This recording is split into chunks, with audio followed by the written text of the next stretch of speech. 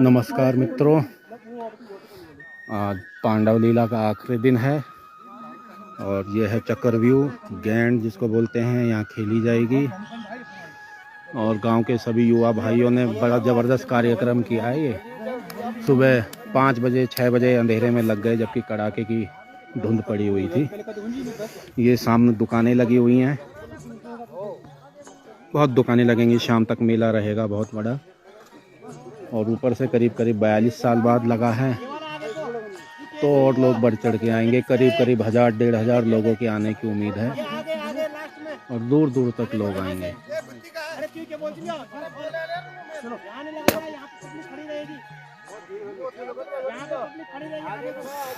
ये देखो सुंदर, सभी युवाएं लगे हुए हैं। हम 42 साल बाद जो मेला लगा है, उस मेले की स्वरूप तो हम अपने देवी देवताओं को पूज ही रहे हैं, बट अभी तो लोगों को रोजगार का अवसर भी मिल रहा है। ये देखिए बहुत दुकानें यहाँ से लेके उधर और इस मेन रोड पर बहुत दुकानें खुल गई हैं, तो इस कोरोना काल में लोगों को थोड़ी मदद भी मिलेगी। और देखिए हमारे पांडव महाराज की कितनी कृपा है कि उनकी लीलाएं भी हो रही हैं 18 दिन से, और रंगारंग कार्यक्रम का आज आखिरी दिन है, उसका समापन, और लोगों को रोजगार के अवसर भी अपनी आजीविका कमाने के लिए। और बहुत दूर दूर से दिशा दहाड़ियाँ बच्चे आ रहे हैं। जैसा कि मैं बहुत पहले से भी आप लोगों को बोल ही रहा था कि आप लोग आइए, दिशा दहाड़ियाँ आसपास के क्षेत्र की जितनी भी हैं, आप अपने गांव आइए, अपने बच्चों के साथ आइए, अपने परिवार के साथ आइए और इस रंगारंग पांडव लीला का आनंद लीजिए, आशीर्वाद लीजिए। सभी क्षेत्र के दिशा दहाड़ियों को आमंत्रण है। कार्यक्रम का जो आखिरी दिन है, जिसको गैंड बोला जाता है, उसको आप देखने के लिए आइए और पांडु महाराजों का आशीर्वाद लीजिए। पांडवों के त्याग, तपस्या, बलिदान के महत्व को जानिए। हमने केवल महाभारत सीरियल में देखा है, पर वास्तविकता यहाँ जब मंत्रों के साथ जब ब्राह्मण या फिर जिनको हम गुरु बोलते हैं वो करते हैं उच्चारण, तब देवी देवता प्रकट होते हैं। वो एक अद्भुत ही नज़ारा है। तो प्रत्येक दिन एक ना एक कार्यक्रम होता है, उसके अकॉर्डिंग ताल बजती हैं। कहते हैं कि 18 तरीके की ताल होती हैं, उन तालों को भी समझना बहुत कठिन काम होता है। तो जब भगवान की शक्ति है तभी तो 18 तालों को समझ पाते हैं, कोई नहीं तो क्या समझ पाता है कोई। 18 जितने भी लोग हैं उसी प्रकार से डांस करना है, उसी प्रकार से तालों को समझना है। तो ये सब प्रभु की माया है और सभी क्षेत्र के पूजा पाठ हो रहे हैं। गाँव के युवा आ गए हैं, यहाँ दुकानें लग रही हैं। देखिए पांडु जी की कितनी बड़ी कृपा है कि रोजगार भी मिल रहा है लोगों को। और दोस्तों ये देखिए खेत कैसे ललाहित हो रहे हैं। यही पांडव देवता जब नाराज होते हैं तो खेतीबाड़ी भी चौपट हो जाती है। कहते हैं भूमिया देवता, पांडव देवता अगर नाराज हो जाते हैं तो खेतीबाड़ी को भी बहुत नुकसान होता है। तो इसलिए जहाँ जहाँ हमारा सौभाग्य है कि आज से 8वीं सदी 10वीं सदी 8वीं सदी के आसपास, क्योंकि 8वीं सदी में केदारनाथ की भी स्थापना हो गई थी पांडवों के द्वारा। तो 8वीं सदी के दौरान मतलब कभी पांडव देखो यहाँ रहे होंगे। कितना बड़ा हमारा सौभाग्य है। इन पहाड़ों में कभी माता द्रौपदी, आहा क्या समय रहा होगा वो, कितने हम सौभाग्यशाली हैं। ये देखिए चंदा मामा भी कैसे आज देख रहा है। हमारे गांव में 42 साल बाद पांडव लीला का समापन हो रहा है। आज ये चंदा मामा भी इसका साक्षी रहेगा, सूर्य देव भी साक्षी रहेंगे। सुबह से कड़ाके की सर्दी हो रखी थी। तो मैं मित्रों क्या कह रहा था कि हम कितने सौभाग्यशाली हैं। मतलब मैं अपने आप को समझ रहा हूँ कि मेरे पूर्वज इस ज़मीन में बसे, जो कि पांडवों की ज़मीन थी। यहाँ कभी पांडव रहे होंगे। पहाड़ क्या खूबसूरत नज़ारा है।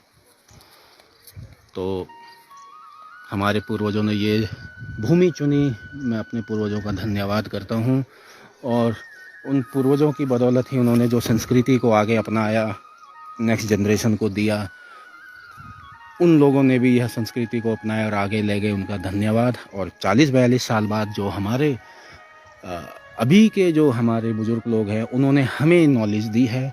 हमें हर कुछ तो नहीं आया है, पर कुछ ज़रूर समझ में आ गया है। अब हम कोशिश करेंगे कि 5 से 10 साल बाद जब भी हो दोबारा हम इसको करें।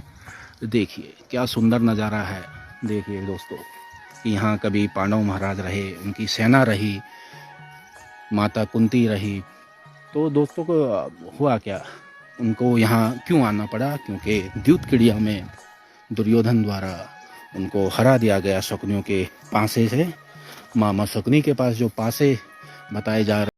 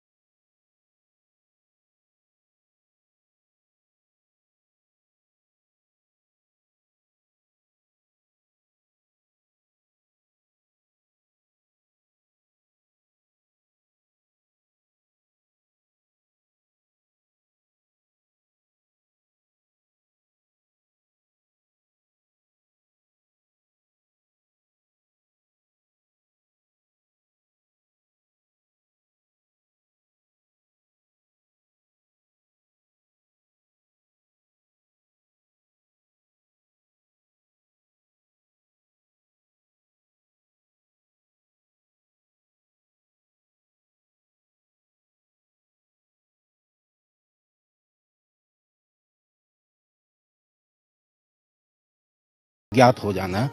तो उनमें यह डील हुई थी, डील या फिर उसको एक संधि कि भाई उस पासे उस द्यूत की कि भाई अगर आप अज्ञातवास के अंदर भी पकड़े गए फिर आपको 12 वर्ष का या 14 वर्ष का वनवास काटना पड़ेगा। तो उस चाल को भी पकड़ने के लिए बहुत कोशिश करी गई।